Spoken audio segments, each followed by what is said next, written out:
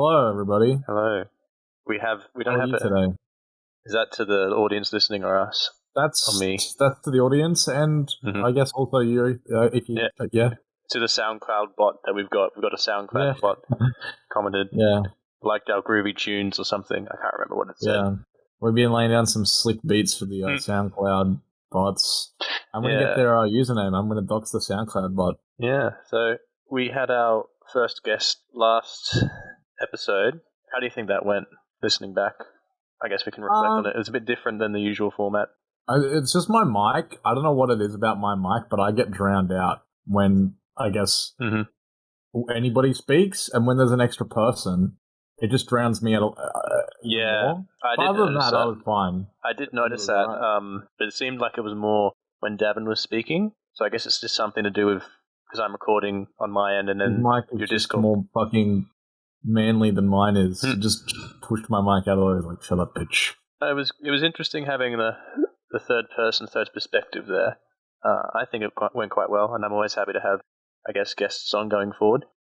But yeah, no, I guess the only issue I had with the episode, I don't even want to say issue, but it definitely was quite long. So I guess I'll be conscious to try and avoid too excessive a time in the future, especially because Yeah. we had to add in the intro. You're pretty much adding an entirely new voice and perspective to like whatever you're talking about, and obviously I didn't want to cut too much of anyone out and balance it, so just naturally, it just extends it a little bit longer than usual. Yeah. But it was quite appropriate for the Snyder Cut, given how long that was. That's true. I'd rewatched it since, and I'd looked at some comparison videos now that they're out, and my goodness, I didn't remember just how cringy some of the Whedon edits Dialogue were. was. Yeah. The edit. Oh my goodness. Especially, oh dude, we didn't even get to talk about Steppenwolf. So I'll quickly just circle to that. I didn't realize, From last week. how different his character model was in terms of underneath his armor, and the voice was so different. He literally looks like a bloody PS2 character in the original, like a PS2 like video game boss. He kind of reminded me of Handsome Squidward. Like he was just very smooth, round face. Did you get that vibe at all? Like I don't know. I think I saw other people saying that too. But yeah, so this sort of episode is kind of just like I don't know if I'll call it a filler one or like an in-betweeners type one, but just sort of like, let's get some content out there. That might be a good thing to do. Some talking on. That's a good one. I'll jot that down. We'll chat about that in episode whenever. We'll see. Who knows? Okay. Yeah. Well, so we're talking about Fall Guys and Among Us today because we're appealing to all ages. That's true. No swearing in this episode, except for the 4 swears I think I've already said so far. But the decision, I thought that might be a good idea because somewhat recently the new Among Us map has come out, and the new Fall Guys season a little earlier than that has come up. We had chances to play it. In terms of Fall Guys, I haven't really played much of Season 4 in typical Fall Guys fashion. It's always the old maps that cycle up, so that might be more of a review of the game itself. I'd love to talk about Season 4, but I haven't played much, despite my attempts. Played almost all of it except for the finale that they added, right. So I don't know what that is. So what do you think of the maps you played then? I think it's really good, actually. I think Fall Guys and Among Us have like this weird rivalry, I guess, or they did when Among Us started getting big. Because I remember Fall Guys came out and everybody was hyped as fuck around that. And then a few weeks later, people started to discover Among Us. Yeah, and it just buried Fall Guys it did so hard. And Fall Guys has still been continuously updating and just chugging along with its user base. And Among Us kind of has just dropped off. The Airship map dropped, and I'll flat out say I was disappointed with the Among Us map. Airship, it's nicely drawn, smoother animations, and there's some neat ideas and some new nice references. Yeah, nice references and new mini tasks. That's what I was thinking of. Tasks that I quite like. There's a notorious one I know you don't like. We'll get to that in a sec. But on the whole, it's just wasn't worth the hype, and it's just a bit too. I guess the big issue is it's too big for 10 players. I don't know if adding more players will also make it better. I don't know if the map really suits the gameplay too much. Yeah, no, maybe it does, but it's just small. Not many people. Were people requesting a larger map, or do you think maybe the developers felt guilty that they'd promised a sequel, scrapped the sequel to update the first, and just nothing was happening. So long. They're like, let's mash 2 in 1 almost. Because the thing is what it feels like.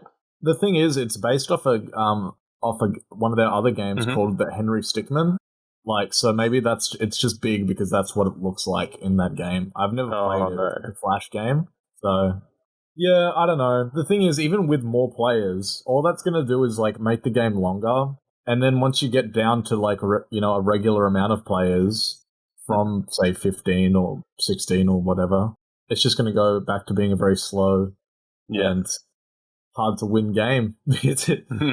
Yeah, like I guess just to give a bit of scale to it, in one game that both yourself and I were playing in, 5 people were killed before a body was reported, and there's actually no way of knowing who could have done it because so much time has elapsed. You can't go off where you saw people last.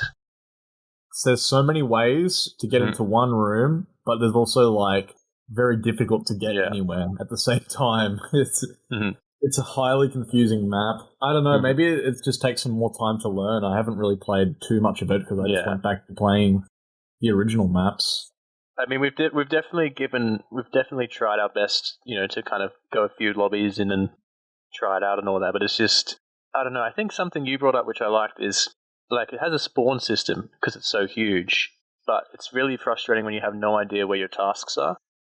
You can spawn nowhere near any tasks, and it takes like 30 seconds to figure out, get your bearings, and get somewhere. And the way some of the tasks are, you could literally go through the entire first round without even getting a chance to finish one task.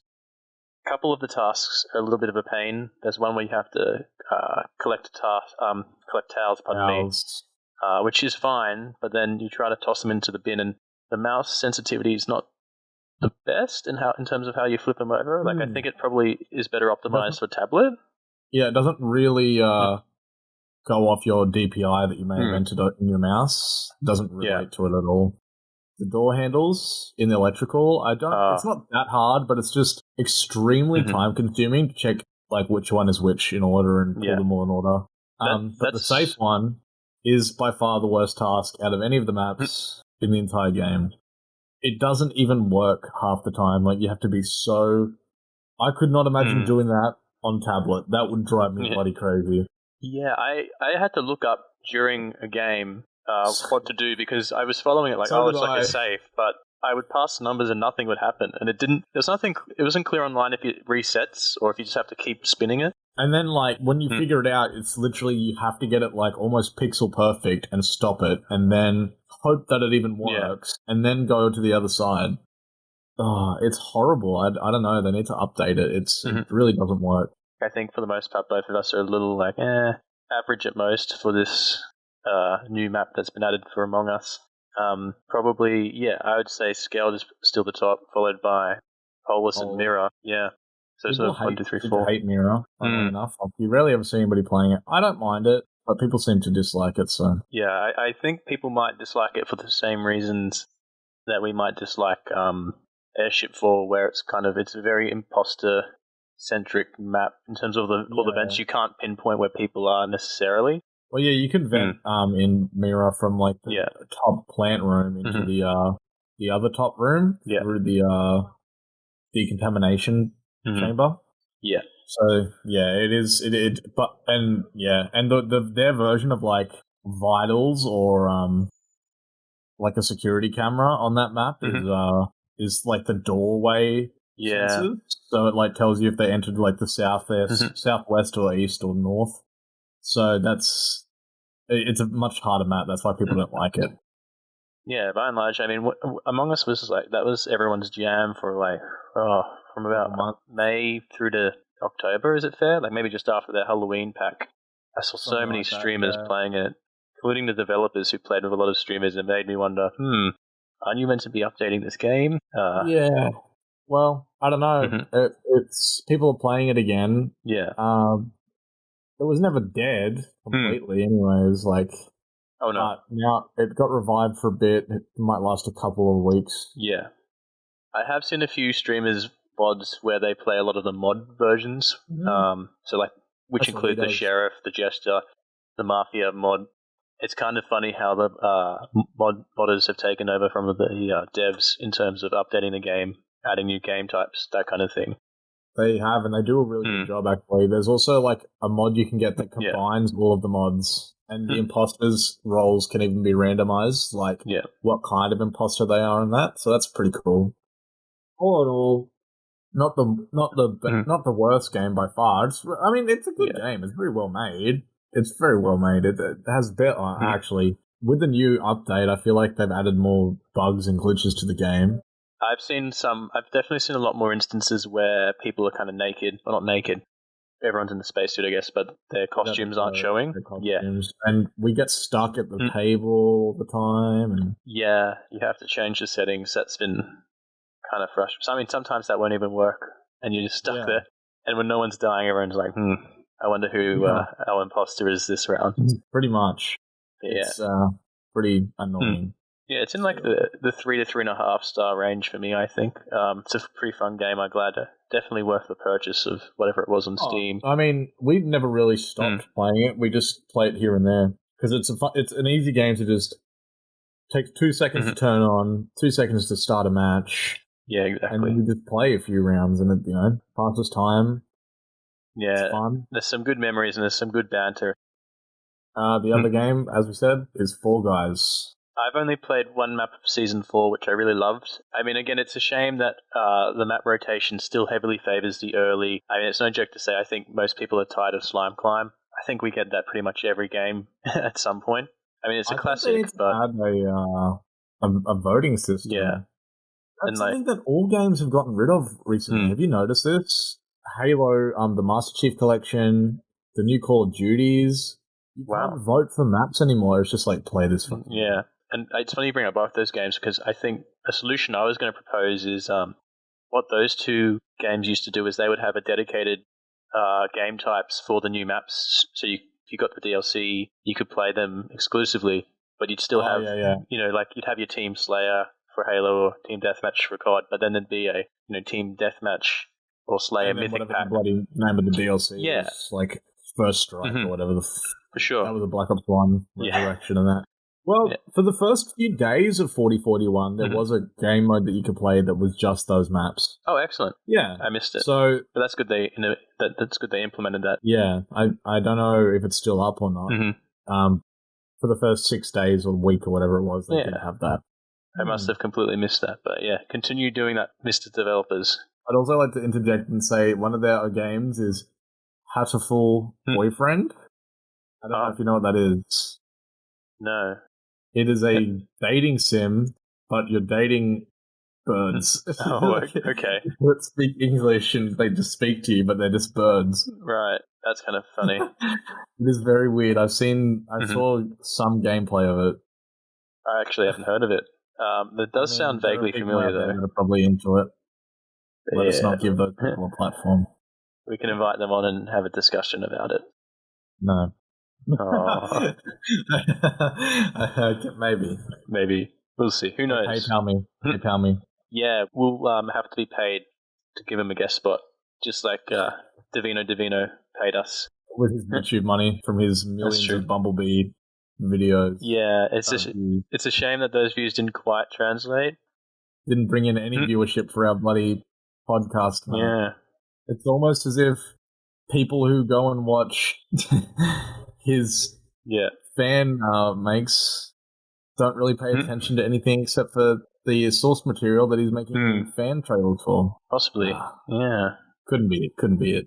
There's like a podcast I saw with, I can't even remember the name of it. I'm not trying to talk ill of these people at all. They have like 3,000 subscribers. We have 4. But basically, they managed to get an interview with Zack Snyder, and it's interesting how that has about 300,000 viewers, and all the rest of their videos have in sort of the hundreds. But it goes to your point of like people are there for a specific topic. Yeah. Well, that's the thing. You're supposed to you're not supposed to, but this is why at every video these days, YouTubers will just be like, oh my god, only 22% of my viewers are subscribed? Because it makes the person that's watching, get it into their brain, hey, maybe I should subscribe. Or, I kind of feel bad, I'll subscribe. That's why people are so much more aggressive. Not us, though. Yeah. In fact, don't subscribe. Yeah, if in fact unsubscribe. Yeah, unsubscribe. Do that right now. We don't need you. We're doing fine on our own talking about video games for kids. to 4 people. I mean, you know what? Because this will have like an Among Us profile pic, it'll probably maybe garner some extra views. And then they're going to say don't subscribe, and they're going to be like, okay, cool. Isn't there a channel that, I can't remember the name of it, where it's like borderline animated pornography, but it's Among Us like characters, and it's very clearly aimed at like children would look it up. It's like really sick stuff. Like god, like Spider-Man and Elsa from Frozen open up toys, and Spider-Man pulls Elsa's pants down. Oh my god! And it's like, how does YouTube? YouTube will ban you, like, or not ban you, but demonetize you for saying fuck. But like people like. There was a guy years ago on YouTube, actually, and I'm not going to say his name because, frankly, I don't know it. Well, I mean, I don't care if I say his name. He got doxxed by the internet for what he was doing, but he had his YouTube channel's still up, by the way. This particular video got taken down, but it was called "Beating Old," and I shan't say the word that followed. It was a racial slur. I will say this, and it's this 20-year-old guy beating up a 75-year-old man in an old person home, like fully punching the shit out of him, and uploaded it. Wow. But he is in jail now. He got people on the internet doxed him and sent his information to the FBI, and they arrested him. And he was I think he was a black supremacist, actually.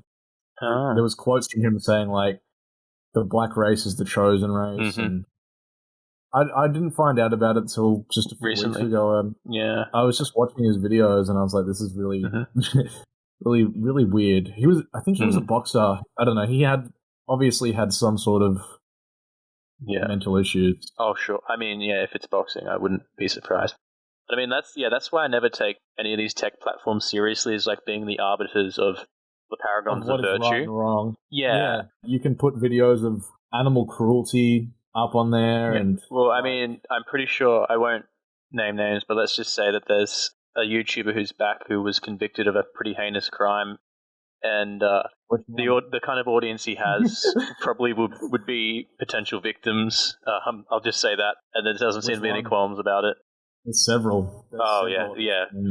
You're describing thousands of YouTubers, which is probably true and unfortunate. I saw a comment on something the other day that was like, once you acquire 100,000 subscribers, you immediately become a pedophile. Oh, no. And then, even like stuff like Twitter, I recall reading there's some lawsuit happening where a woman was coerced into doing like underage sex acts, and there's videos on Twitter, and she requested them being taken down, and they said it doesn't violate TOS. Terms of service is what TOS is, for those who might not know. And that's just like, oh my goodness. Okay. What are your terms of service then? Yeah. I mean, it does sort of explain the map phenomenon a bit, and why that's actually incubating. Oh, wait, what? I said map, Ben. Oh, yeah. Yeah, I guess that's one of the inside jokes people won't know about. But to brief you, we made a joke about this guy being a map. He's not. And I've just sort of had a little joke here and there, and he gets pretty mad about it for some reason. Sometimes clearly joking. When we say it, which is the reason that we even say it. A joke is not funny; it's just his reaction is funny. Yeah, I mean that's what that's what I mean. That's the essence of trolling. Yeah, our wise fact of the day, week, month, whenever you're hearing this, maybe this will be sage advice for the ages. Yeah, someone's trolling you, just don't give them what they want. Ignore them. Just agree with them, if anything. Just be like, yeah. Like when I was younger and I used to play online games when I was starting out, I remember when I first played Halo Reach, actually, I jumped into a game and I got first strike, and I was horrible at games back then. And I was on my mic, and I went, oh, I got first strike. And this bloody 20-something-year-old man was like, shut up, you bloody word I can't say. I was genuinely upset, and I started to get upset at him. And as I've gotten older now, like when somebody says stuff like that to me, I just go, "How do you know, mate?" Like that it stumps them most of the time because they're not really that smart to come up with anything. Yeah, it's sort of like it's like a script, kind of like, let's say this let's call them F slur or N slur, whatever it might be, and you just go, okay. Yeah, because they want to, mm-hmm. trigger you. They want to get that rise out of you. They've seen it on the internet before, so they're like, that's where they're getting it from. It's not like they've come up with it themselves. They've obliterated trash talking in games. I don't consider trash talking and trolling to be the same thing. I think trash talking in video games is fun. Call of Duty, they're completely eradicating trash talk now. Yeah. You'll get into a game, it'll just drop you into a lobby, you'll play the round, and the lobbies don't remain. You get switched out to a brand new lobby at the end of every game. Like, you might get one or two people from the prior game, but you can't, back in the day, you'd be playing Black Ops 1 or something, and there'd be some guy in the lobby, and he'd be like, like, fuck you, kid. Yeah. I'm going to destroy you. And you'd be like, no, get out of here, man. Like, I'm going to bloody 360 no scope your mum. Like, like, just stupid shit like that. And you'd get revved up, you'd start the game, and then whoever won, got the bragging rights. And I mean, it was also just a good sort of intermission between rounds, is just sort of like talking shit on, oh, you played terribly, even if they did well. Yeah, and you get a bit nostalgic for it, I guess, but over time it's kind of just been sanitized. Sanitized. You can't really interact with anybody. Yeah, well, most people are very quiet now. I wonder if part of that is the fact that people can just go on a Discord call and just chat to their mates without the need to worry or the hassle of like a live lobby. I mean, I'm not sure. Well, yeah, but that might be part. Because I remember back in the day also, like, or I think even now, still maybe. No, it's not now, but back in the day, you would have to, like, certain game types on those games would force you to game chat. Do you remember that? Like, search and destroy on Call of Duty, you would have to, that game chat. That was definitely one, because there was, like, a lot of rounds in between, like, you get even more, and because it's, like, a one life, if you're killed, you're dead for that round. Yeah, and you just talk into the bloody guys on the team that are dead, and you're just like, you just keep going on. So toxic, though. Especially high rise, everyone would have snipers only. No, the best was when you're in a trick shotting lobby, and you have like a submachine gun or something. And they're all going to, like, trick shot you. You just whip out your P90 extended mag and just bloody eradicate them all in one hit. And they're all panicking, trying to shoot you. That's the best. Do you remember the Model 1887 and how OP that was for a shotgun? Yeah. Dude, do you remember the AK-74U in Black Ops 1? I do. That was bloody ridiculous. Yeah. Do you remember when they introduced on the DLC maps, like, interactable, like, map features? Like, the hotel map had the elevators, and they would just sit in the elevators and wait till one of the enemies came and just pull it away from them. Oh, man. The best stuff ever when they introduced that. No, that stuff was pretty good. I guess there would be a new COD at some point, wouldn't there? But I mean, I don't really look forward to those games. No, I don't. I didn't buy the last Black Ops game. You know what they should do with COD? Is just not do it anymore and jump to something else. Literally, like, I understand that the IP makes money, but Lord, make a different game, please. It's just an IP that there's no need to continue it. Like, Mario's been around since 1983 or whatever it was, but they continue to innovate and reinvent. And Call of Duty, I'd say it peaked. Yeah. Not even at my favorite game. About 2012, I believe, was Black Ops 2. That was probably the peak. Since that was the golden era. It's just died. Same as Halo. Ever since 343 Industries got their hands on Halo, they've just destroyed it. Like, it's which is really ironic, because I remember in a lot of the marketing, they were like, we're a group of fans. I mean, the whole company's named after one of the iconic villain characters of that series. But yeah, they really, I mean, Halo 4 was pretty decent, but I didn't even touch 5, and most people who are hardcore fans I know personally just said it's not worth it. Yeah, just did not. I didn't touch 5 either. So we both, I got 4 release day, we played it, right? Yeah. I remember. It was good. It's okay. It's okay. It's just, they just turned it into like Halo crossed with Call of Duty at that point. And also, where they took the story in that game, like, in that universe, Master Chief had his his story. He had an ending in Halo 3. And then the first thing they do in Halo 4 is they're like, wake up, Chief, you gotta wake up. And it's like, oh my lord. I know. That's one of the very frustrating things that happens with a lot of franchises, and maybe the reason why it's hard to get into new IPs is there needs to be some finality to a character's arc, especially with sci-fi stuff like Halo, obviously, and then in terms of films like Star Wars, or even Indiana Jones. You watch the ending of Last Crusade, and they're riding into the sunset, like, oh, what a lovely kind of, it might be a bit corny Spielberg, but what a nice way to end it. And then you see he's this old, sort of doing the same thing, and even like Han Solo, he's wearing the same kind of clothes and doing the same thing 30 years later, 20 years later, whatever it might be.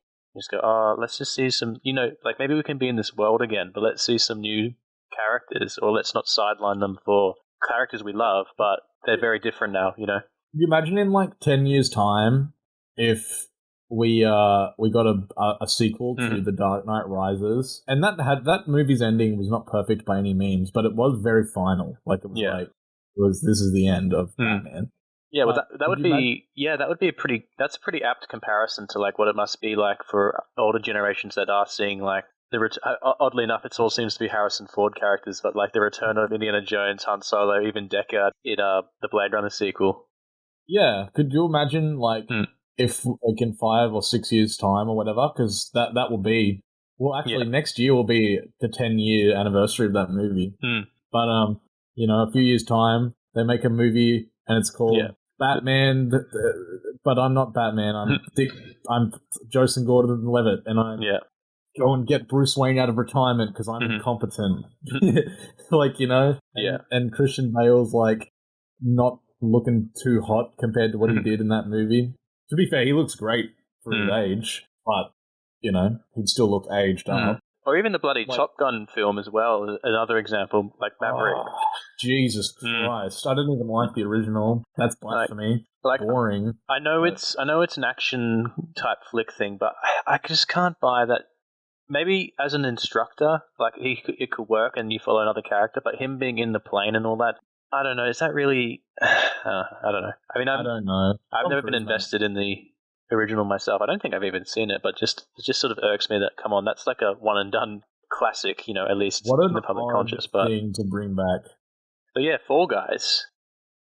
Yeah, got a little good game. Sidetracked. Increases in quality every time it goes up, and I think the player base. Is stronger than the Among Us player base, if anything, and is actually going to grow somewhat because Fall Guys, I think, has proven to be a little bit more apt at updating and further developing the game. And just sort of staying engaged, adding in a rotation of new skins, new challenges, which I saw as a recent addition. I think what would be perfect for the game, a map editor or map creator, akin to Forge from Halo 3, would be perfect to keep it going. Pretty quick. And then just have like a community playlist. Yeah, you know what? Community playlist is something that is sorely lost in modern games, especially the Halo franchise. Which is such a shame because a lot of the iconic game types in Halo multiplayer came from people like fucking around in private games, screwing around, or they just did like what was it called, Action Sack or something like that, where like every sort of quote unquote weekend they just have a random mix of new game type variants, and some of them became staples like Flood, and also like maps that became staples. It was just so many things created by the Halo franchise. That Halo was a franchise that was it was like almost like the original was a really good first person shooter, changed first person shooting in that, and then they were just like, what if we just made this into like a weird first person shooter but also a fucking sandbox for our community, and that like single-handedly was probably one of the most genius things. No, it's a shame because they definitely went from being a completely like we do our own thing trendsetter, and now they're very much a trend follower. Like I think a few people, even though they like the grappling hook in Halo Infinite, they're like, oh, that looks very Doom-esque. You know what I mean? Like, or even Arkham-esque. Like it looks like they're and there's nothing wrong necessarily with borrowing elements, but it's a shame to see where the franchise has gone from where it was, where it sort of like was leading the curve in terms of just new ideas and community engagement, ways of making maps, ways of designing gameplay variants, that kind of thing. It's now just up to modders, but I feel like that's just silly. You should include in any game that you feel it's possible to include a sandbox style map making, game type making thing. Just do it. Yeah, it's good to have a bit of longevity for your games. It's like it seems like most people instead sort of bank on I guess battle passes and seasons and all that and stuff now. And that's the thing is that will never ever go away unless I might just be about to ruin sandbox games. You turn the items that you make the levels out of into battle pass unlocks. Oh no.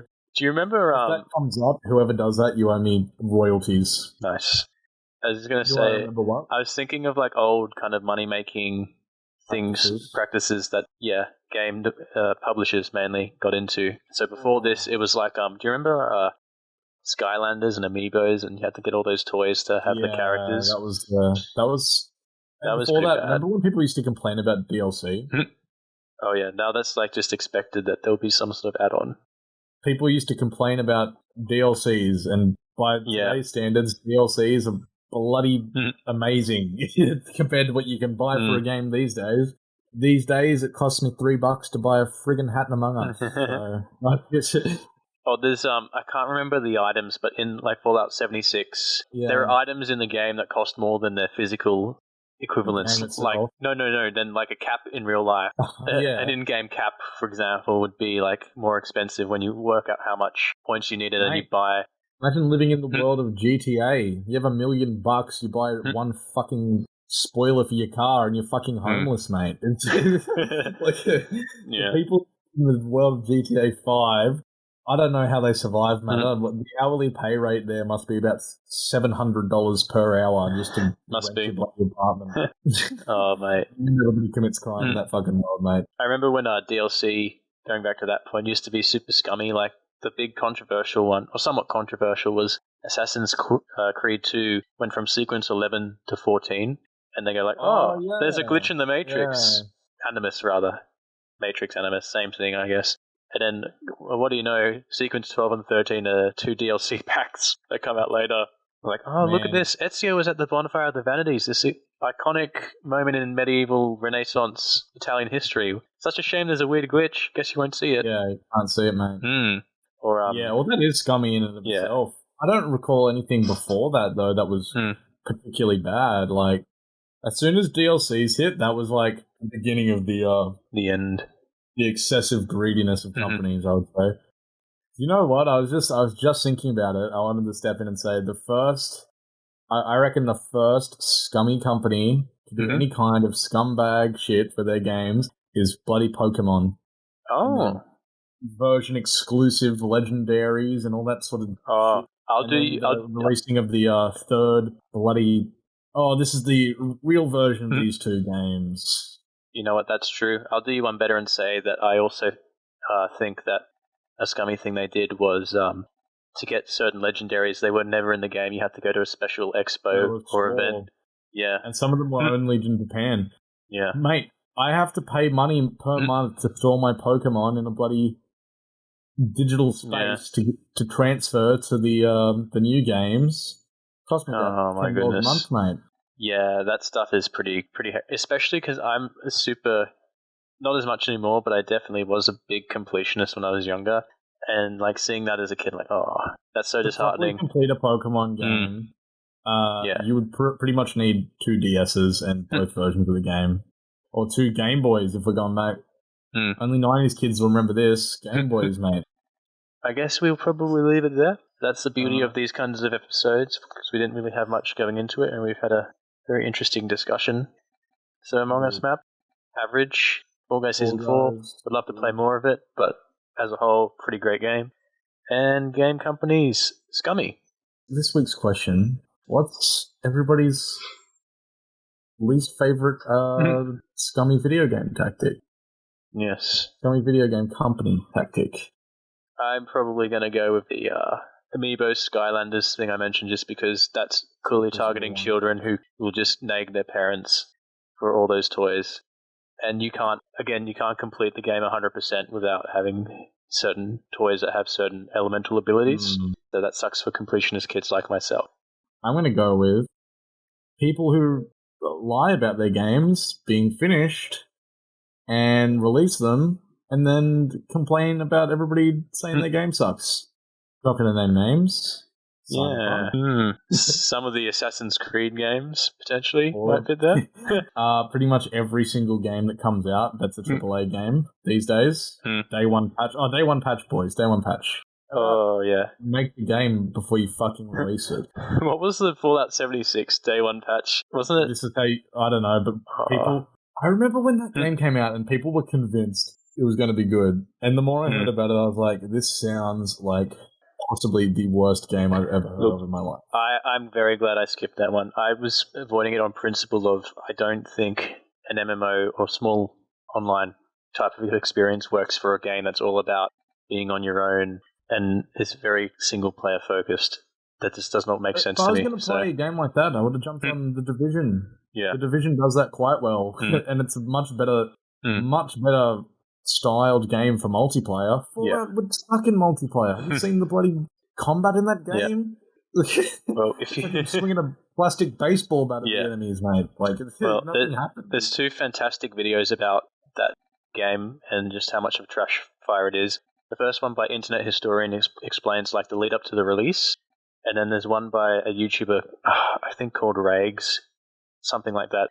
It's the most disappointing game of 2018. It's like 2.5 hours long, but it's very thorough and detailed about just the issues from a mechanics point of view, all the glitches you'll encounter. There's a funny one where he found a death claw. He went up to it to loot it, and it said it was a traveling merchant. So, what about the guy who lost all of his all of his stuff that he got in the game? Like he pretty much got reset back to level 0 because I don't know why the game just thought that he was hacking. Oh yeah, like there's no way he could have had all that loot without having cheated or something like that. Oh, that's what the game thought, but he literally had just grinded very, very hard, and the game's anti-cheat was just like, fuck you, you're done. And he wasted 300 hours, and that was within the first, I don't even know. Like, he didn't even sleep some days, I don't think, just so he could play it. Oh, what a great way to treat your fans. I mean, that's a classic example of that when you try your best but you don't succeed lyric meme from the Coldplay song. Oh, poor guy. Unfortunate. Yeah. Maybe we'll start a GoFundMe for all those work hours he probably lost playing the retarded game. Nah. I mean, to be honest, he did that to himself, didn't he? It's like people who called in sick to play Cyberpunk, mate. Bad decision. I don't think I'd call in sick to play a game. Anyways, for the record, like and subscribe, or don't. Ring that notification bell. Leave a comment telling us how stupid we are because we didn't like the new Among Us map that much, or troll me in the comments. And have a good day or night. Goodbye.